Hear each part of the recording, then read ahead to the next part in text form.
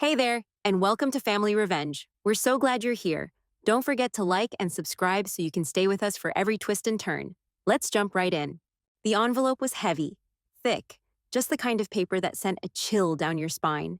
It wasn't the kind of letter you expected to get when you're 26, still figuring out life.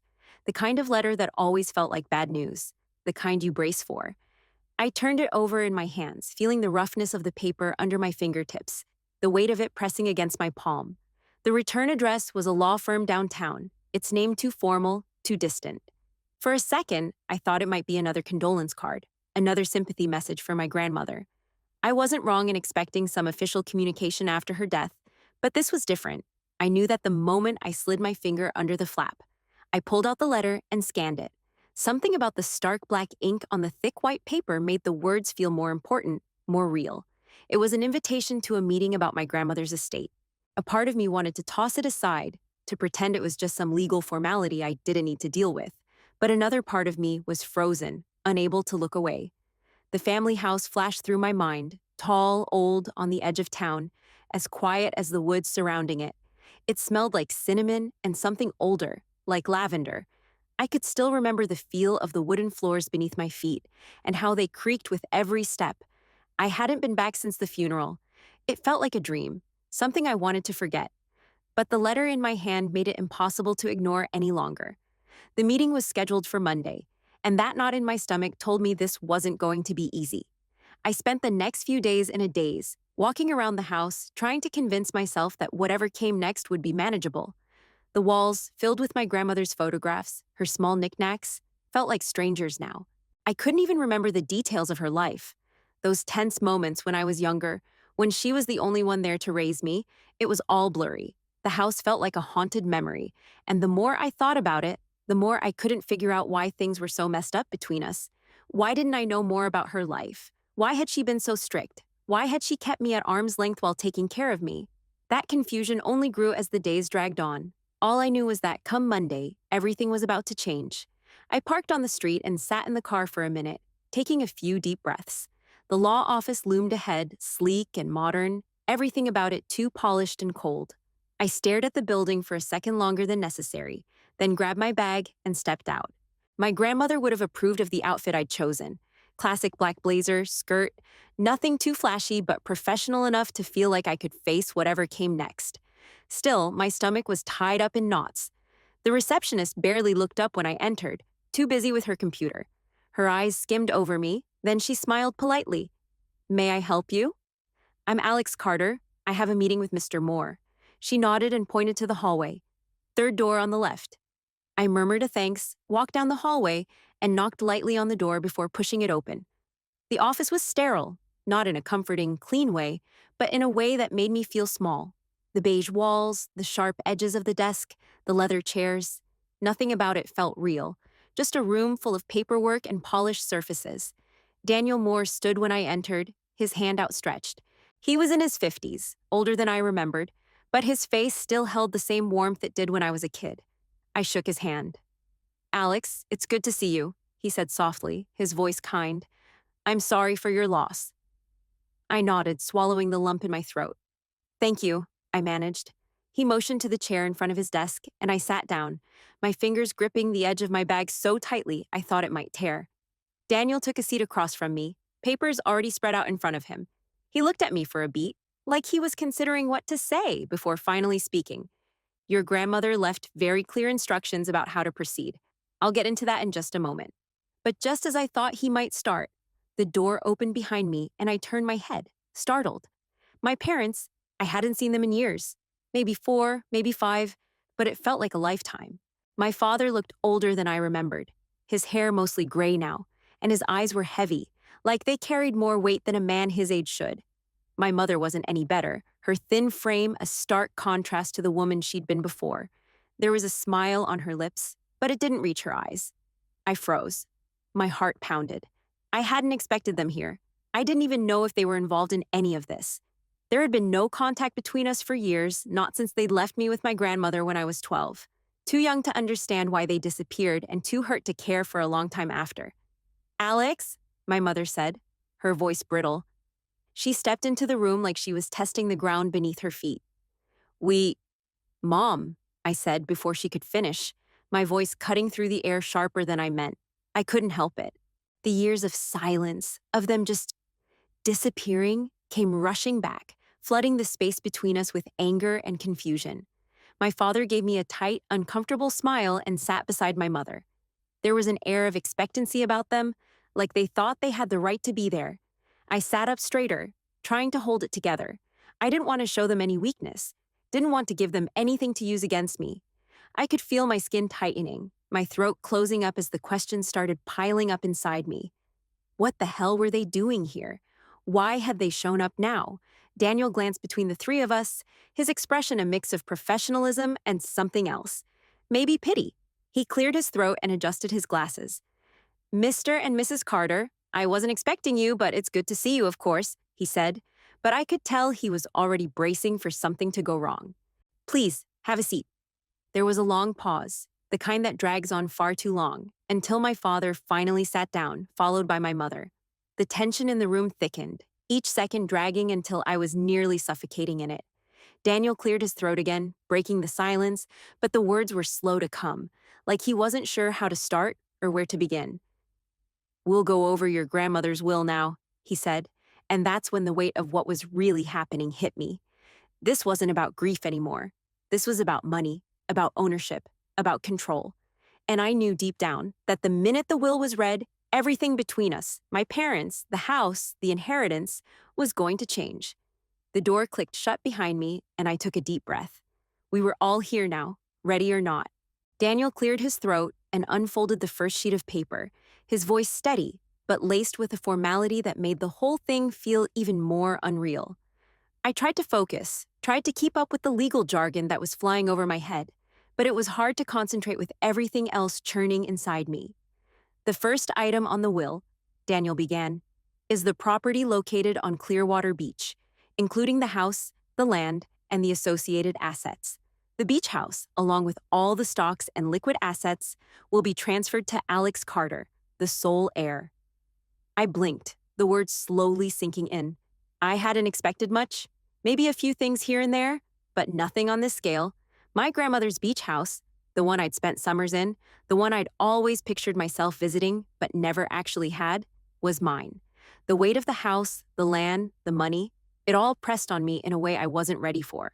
My mind raced, the edges of the room blurring as Daniel continued, but I couldn't stop thinking about how easily things could slip from my hands if I didn't handle it all just right. Then he kept reading, and that's when it hit me. The part about guardianship. Daniel glanced down at the papers and read aloud, "Though Alex Carter is now of legal age, the document notes that the legal guardianship remains, with her parents, Thomas and Christine Carter, until further legal clarification." My stomach dropped. The room seemed to close in, and all of a sudden, I couldn't breathe. Guardianship? Of me? After everything that had happened? After all the years they'd been gone? After abandoning me to live with my grandmother? I turned my head slowly, my eyes locking with my father's. His expression had shifted, a quiet glint in his eyes, something I couldn't place. His lips twitched into a grin, almost smug, like this was some kind of victory. I was too stunned to speak, my hands trembling as I gripped the armrest of the chair. I hadn't even known they were still listed as my guardians. They hadn't been a part of my life, not really. And now, here they were, sitting in this cold office like they had some claim over me, over everything I'd just inherited. My father cleared his throat, and I snapped my attention to him. "So, what provisions are being made for us, Daniel?" he asked, his voice rough, demanding. "We have a responsibility here, don't we? To guide Alex through this process. This is a big deal." It felt like a punch to the gut, the audacity of it. After years of silence, after leaving me to fend for myself, after all that, I was supposed to just roll over and let them waltz in like this? Like they had any right to claim me now? I bit my lips so hard it hurt, trying to keep the flood of anger from spilling out. "They haven't been involved in my life," I said, my voice coming out sharper than I meant it to. "They left me with my grandmother when I was 12, and now you're telling me I'm supposed to just hand over control to them? After all these years?" My voice was rising, and I could hear the tremor in it, the rawness of everything I'd been holding back. I wanted to scream, to tell them everything I'd felt, all the abandonment that had shaped me. But there was something about being here, in front of Daniel, in front of my parents, that made it hard to say what I really wanted. Daniel cleared his throat again, more forcefully this time. "We're here to go over the legal matters, not to resolve personal history," he said, his tone trying to bring some order to the chaos in the room. He looked at my parents, then back at me. "I'll need to schedule another meeting for the guardianship clause. But for now, we're focusing on the inheritance." My mother, who had been sitting in silence, suddenly leaned forward, her eyes wide, her hands clasped in front of her like she was praying for something. "Alex, we just want to help," she said in a shaky voice. "We've been through so much. Your father's health, his recovery, it's been hard. We didn't know how to come back. I wanted to tell her to shut up. I wanted to tell her that I didn't need their excuses, didn't need them to try and fix everything with words that never meant anything when they walked out on me all those years ago. But I didn't. Instead, I sat back in my chair, staring at the floor. The shock of hearing them speak again was like a physical blow, something heavy and suffocating that I couldn't shake off. "So, what's next?" I asked, my voice flat, trying to force my emotions into a box where they couldn't explode all over the room. Daniel flipped through the papers and gave a slight nod. "We'll set up another meeting to go over the specifics. In the meantime, I'll need you to consider what your next steps are." I wanted to say something sharp, something biting, but I couldn't. Not yet. My mind was still spinning, still trying to make sense of everything. The house, the money, the guardianship, everything. The room was tight with tension, like everything was pulling in on itself. My parents' eyes were on me, waiting for something. My father shifted in his seat, his voice low but insistent. "Alex," he started, his tone sharper than before, "we're not just going to sit here and let you make all these decisions alone. This inheritance, it's ours too. We have a right to help manage it." He leaned forward, his hands flat on the table as if pressing them down could make his words heavier. I couldn't believe it. My skin flushed with heat, the air around me thick with the sudden wave of anger crashing in my chest. Manage it? They disappeared, left me in the dust, and now they wanted to come back. Waltz in like they had any say in what happened next? I opened my mouth, but Daniel Moore cut in before I could speak. "Let's all take a step back," he said, his voice calm but firm, his eyes flicking between my parents and me. "We're here to go over the legalities. I suggest we put the guardianship discussion on hold for now. We'll revisit it after all the details are reviewed. This isn't the time for that debate." I nodded quickly, grateful for the intervention, but my parents didn't like it. My father's face tightened, his brow furrowing as he glared at Daniel. "We're not going to just sit around while decisions are being made about our daughter's future," he snapped. "This isn't just about money, Daniel.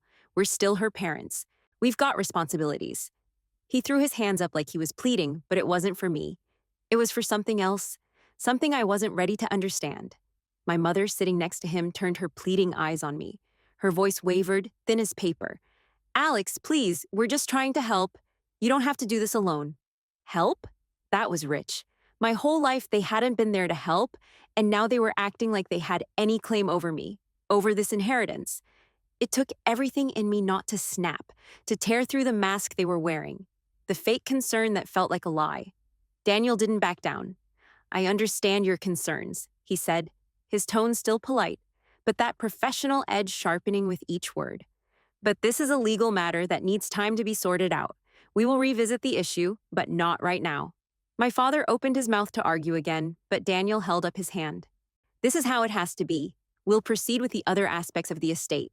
Guardianship is a separate issue that requires more time and discussion." There was a moment of quiet, the tension still hanging thick in the air. My father's lips pressed into a thin line, his jaw clenched. My mother's eyes darted from me to Daniel, looking almost desperate. It was like they thought if they kept pushing, I would just give in, would hand them what they wanted. But I wasn't giving in.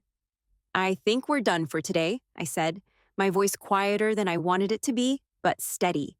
I could feel the pressure of my parents' glares, like they were trying to will me into some kind of submission, but I wasn't playing that game anymore.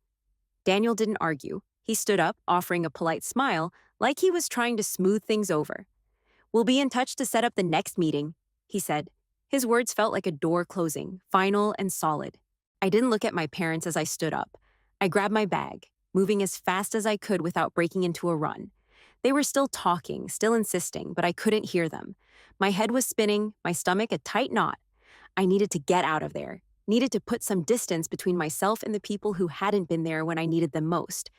As I reached the door, I heard my mother's voice call out to me, softer now, but still full of that same desperation. Alex, please, just don't shut us out. But I couldn't. Not now. Not when everything about them felt like a lie, like they weren't really back for me. They were back for something else, something they could take. I didn't turn around.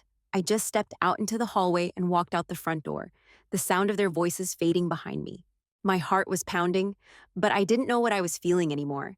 Anger, confusion, betrayal, all tangled up in a mess I didn't know how to untangle. I wasn't ready for any of this, and I had no idea what was going to come next.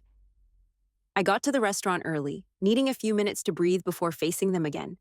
It wasn't a fancy place, just a quiet little spot near the edge of town where we used to go when things were good. It had been years since I'd stepped inside. The place smelled of garlic and butter, the kind of comforting scent that made me think of a time before everything fell apart. I sat at a corner table, ordered a drink, and stared out the window, trying not to think too hard about what was coming. They were already seated when I walked in. My mother's thin frame hunched over, my father leaning back, his hands folded on the table. They looked different, older, more tired. My heart skipped when I saw them, but I quickly pushed that down. They were strangers now, even though they were supposed to be my parents. Alex, my mother said as she stood up too quickly, knocking over the water glass in her excitement. She quickly righted it, but her smile was too wide, too forced. It wasn't the welcome I'd expected, and I felt the weight of her gaze on me, like she was trying to read me in a way I didn't want to be read. I nodded, slipping into the seat across from her. My father didn't stand, just gave me a tight, nervous smile and a half-hearted wave. He looked older too, his eyes worn with something I couldn't quite place. It wasn't love, not really. It was something else, something that made the hairs on the back of my neck stand up. How have you been? My father's voice was low, uncertain. He looked around the room, his eyes darting away from mine like he was trying to figure out the right thing to say. His awkwardness made the air between us feel heavier. I've been fine, I said, my tone flat. Work's busy, you know? They both nodded, like they were trying to follow the script. There was this weird attempt at normalcy, like nothing had happened. But we both knew everything had. They didn't even ask about the will, not yet, and I wasn't about to bring it up. My mother's eyes softened, her gaze drifting over me like she was seeing me for the first time in years. You've grown up so well, Alex, she said quietly. You're so strong, so put together. Her voice cracked a little at the end, and for a second, I thought she might cry, but she quickly recovered. I didn't respond. My mind was still on the office, still spinning from the fight with them earlier, but I forced myself to focus, to make it through this dinner. I wasn't about to let them see how much their presence hurt me. Then, as if on cue, my mother's composure broke. She put her hand over her face and her voice wavered. Alex, we never wanted to hurt you. We were broken when we left you with your grandmother. She paused, her words trembling as she looked at me, waiting for me to understand. We thought it was for the best. We thought it would give you a better chance at life. I swallowed hard, but the words felt like they were pushing me closer to a breaking point. Better chance? They left me at 12, abandoned me. And now they were asking for forgiveness like it had been a mistake they'd accidentally made. I looked at my father, whose face had turned slightly red. He took a long drink of his beer and set it down, then spoke up, his voice rougher than it had been earlier. It wasn't just that, he said, his eyes avoiding mine. I had gambling problems. We were in over our heads. It wasn't like we didn't care. We just couldn't handle it. I couldn't. His admission stung, but I couldn't say it was any real surprise. The truth had always been there, buried under their silence and my own anger. Still, hearing him admit it out loud felt like an insult. The years I spent alone, struggling, fending for myself, did that even matter to them? Did they even see me anymore? My mother looked at me with a pleading expression, like she thought if she explained enough, I'd understand. We didn't have anywhere to go. Things were falling apart, Alex. We couldn't make it work, but we're trying now. We've changed. We want to make things right. I didn't want to hear it. I didn't care anymore. It all felt so rehearsed, like a script they'd been practicing for years, waiting for the moment when they could come back into my life and try to rewrite the past. I didn't have the energy to argue with them. All I could feel was this burning frustration, this sense of betrayal that ran so deep I wasn't sure how to stop it. My father leaned forward, his voice steady but insistent. We've got debts, medical bills, things we just can't keep up with. He looked me dead in the eyes. Now that you've got money, we need help.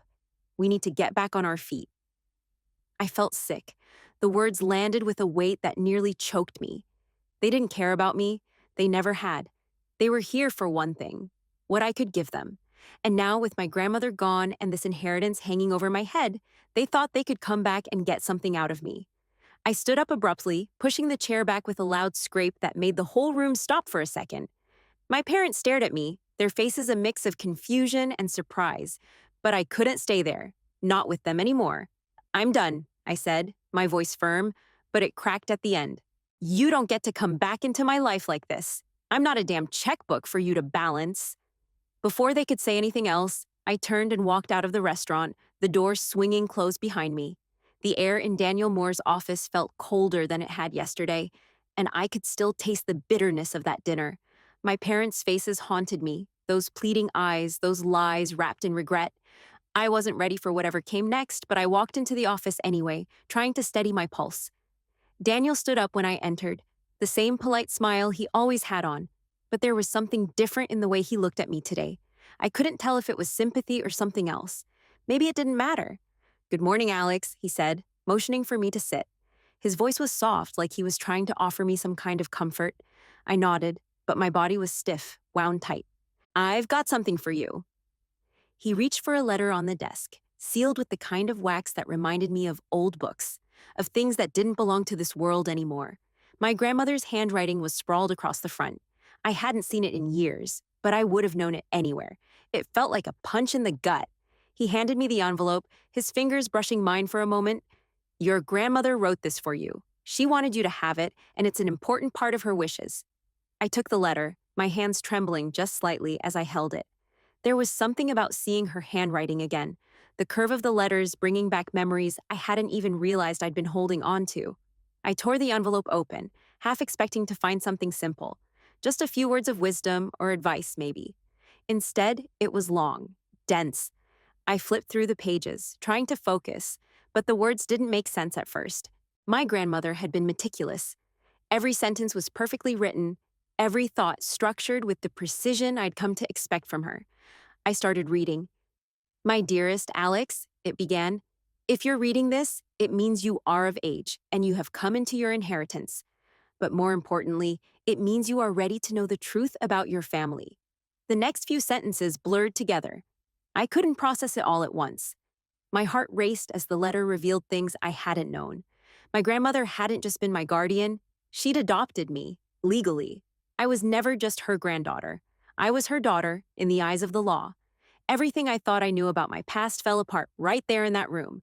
I read on, each line more unbelievable than the last. My parents had tried to extort my grandmother. When they first left me with her, they demanded money to not contest the adoption. My father had asked for a large sum, threatening to take me away if she didn't comply. My mother, not to be outdone, had claimed she needed money for fake medical bills. Stories my grandmother had known were lies. Each page was like a stab to the chest. All those years, I thought I had been abandoned because they loved me in their own way, that maybe they'd been too broken to raise me. But this was betrayal. My parents didn't just leave me. They had tried to use me. They'd tried to manipulate the woman who took me in, the woman who loved me like I was her own. I kept reading, but the words started to blur together. My grandmother had kept meticulous records, documents, notes, everything my parents had done to try and take advantage of her, to take advantage of me. It was all there, in black and white. I stopped reading for a moment, the letter shaking in my hands. My chest felt tight, like the air had been sucked out of the room. I hadn't known. I never thought it was this bad. The letter's final words hit me like a wave. Family is not made through blood, Alex. Family is built through care, through consistency, through love. You are mine in every way that matters, and I want you to know that you have always been my daughter. My throat closed up, and I had to force myself to breathe. It wasn't just the inheritance, it was everything. My grandmother's love had been so much more than I'd ever understood. She'd been my mother, in the only way that mattered. the legal papers, the adoption. It all made sense now. I had always been hers. I looked up at Daniel, but the words didn't come right away. I just sat there, letting the weight of everything settle in my bones. He didn't rush me, didn't press me to speak. He just let me sit with it. Finally, I managed to speak. My voice cracked, but I didn't care. I didn't know. I didn't know any of this. He nodded slowly, his eyes soft. I know this is a lot to process, but your grandmother was very clear about her love for you, and this is her final wish, that you know the truth about your past and about your future. I closed my eyes, the letter still clenched in my hands, and for the first time in a long while, I felt the full weight of everything I had lost and everything I had gained. The truth was a lot more complicated than I'd thought. But one thing was clear now. My grandmother had been the one to build my family, and I would carry that with me, no matter what came next. I hadn't even made it inside the house before I heard the knock. A heavy, insistent knock that echoed through the stillness of the evening. My heart stopped in my chest for a second. I knew exactly who it was. I walked slowly to the door, the weight of everything pressing down on me. The letter, my parents, the inheritance. It all felt like too much to carry, too much to figure out. But I wasn't going to let them win. Not this time. When I opened the door, there they were. My parents, standing on the doorstep like they belonged. Their faces were tense, eyes narrowed, and for a second, I almost thought I might have imagined everything from before. The dinner, the pleading, the manipulations. But then I saw the glint in their eyes. They weren't here for me. They were here for what I had. "You're still our daughter, Alex," my father said, his voice low, almost menacing. His hands were shoved deep in the pockets of his coat, his face tight with anger. "No," I said, my voice steady, even though my insides were shaking. "I'm not your daughter. Not anymore." The words felt like fire on my tongue, but they were the truth. They didn't get to claim me again, not after everything they'd done. My mother stepped forward, her eyes wide and pleading, desperate. "Alex, please, just let us in. We didn't mean for things to go the way they did. We were just trying to help." I didn't budge. I didn't even let her pass the doorframe. "You don't get to come back and act like everything's fine. You don't get to use me again." My father's face twisted with frustration. "You're making a mistake, Alex. We're your family. You can't just shut us out. This inheritance, it's not just for you. It's for all of us." "Wrong," I spat, stepping closer, my voice hardening. "This is mine. My grandmother left it to me, and you've already tried to take what's not yours." I paused, letting the words hang in the air. "You don't get to manipulate me anymore? You're not a part of my life." My father's hand clenched into a fist. "You think you can just shut us out? You think you're better than us now? I'll ruin you, Alex. I'll make sure everyone knows what kind of person you really are." He stepped closer, his breath hot on my face. "I'll bring up all those old rumors, things about you, about your grandmother. People will listen. They'll believe me." I didn't flinch. The threats weren't new. Not really. He'd always used them, back when I was younger, to get what he wanted. But I wasn't afraid anymore. Not of him, not of them. I met his gaze, my voice cold and even. "You're out of options. Everything you've tried to hold over me, it's already been dealt with. Your lies, your manipulations, done." For a second, there was a flicker of doubt in his eyes, but he quickly masked it. His jaw tightened, and he took another step forward. "You're making a huge mistake." "I'm done listening to you," I said, cutting him off. "You've lost your chance, and you're not welcome here anymore." My mother's eyes filled with tears, her voice a whisper now. "Alex, we need you." But I was done. Done with the excuses, done with the guilt trips. I'd already made my decision. I wasn't going to let them crawl back into my life just because they thought they could. "I'm done," I repeated. "Now leave." Before they could argue, I reached into my bag and pulled out the restraining order papers I'd prepared earlier. They hadn't known about them, and I didn't care if it surprised them. "You've been warned," I said, pressing them into my father's chest. "Stay away." His face turned red, the humiliation of being confronted so publicly sinking in. He opened his mouth, but no words came out. I didn't give him a chance to say anything else. I stepped back, my hand on the door, ready to close it behind me. My parents stood there for a moment, their faces twisted with anger, but neither of them moved to stop me. They knew they had no power anymore. And just like that, they were gone. I watched them leave, the sound of their footsteps fading into the night. The weight on my chest didn't lift immediately, but the tension started to drain away, slowly, piece by piece. I closed the door and leaned against it, breathing deeply, trying to shake the feeling of their presence, trying to let it go. My heart was still pounding, but I felt lighter than I had in days. The house was quiet, my grandmother's house, my home, and for the first time in a long while, it felt like it was truly mine. The days after my parents left the beach house were quieter, but they didn't feel like a relief at first. I spent time wandering the rooms, letting the weight of the silence sink in. For the first time in years, I felt like I could breathe, but it was hard to shake the feeling that something important had been lost in the process, something I couldn't get back. It wasn't just them leaving, it was everything. The life they'd made me live before, the confusion, the hurt, the anger. But then something shifted. I could feel my grandmother's presence everywhere in that house. Her perfume still lingered in the air, and I couldn't help but imagine her sitting at the kitchen table, giving me that steady, patient look she always had when she was guiding me. I realized then that her legacy wasn't just in the things she left behind. It was in the way she had taught me to keep going, no matter how hard it got. That's when the idea came to me. I would take everything my grandmother had instilled in me, her kindness, her strength, her belief in helping others, and I would build something that could honor that. I started a charity in her name, one aimed at helping children who had gone through abandonment or loss, just like I had. At first, it felt like a small thing, just a way to move forward. But as the days went on, it grew. The first scholarship we offered was in my grandmother's name, and slowly, more followed. We started building safe spaces for kids who needed them, offering counseling, education, and a sense of belonging for kids who had been through the same kind of hell I had. Each step, every small victory, felt like a connection to her. I felt her guiding me, just like she always had. And for the first time, I realized that my family wasn't defined by my parents. It wasn't blood that made a family, it was what you did for each other, what you built together. My grandmother had been my family, and now, in a way, I was creating that same kind of family for others. By the time the first event for the charity came around, I was knee-deep in paperwork and planning, but it felt right. It felt like the future I was supposed to have all along.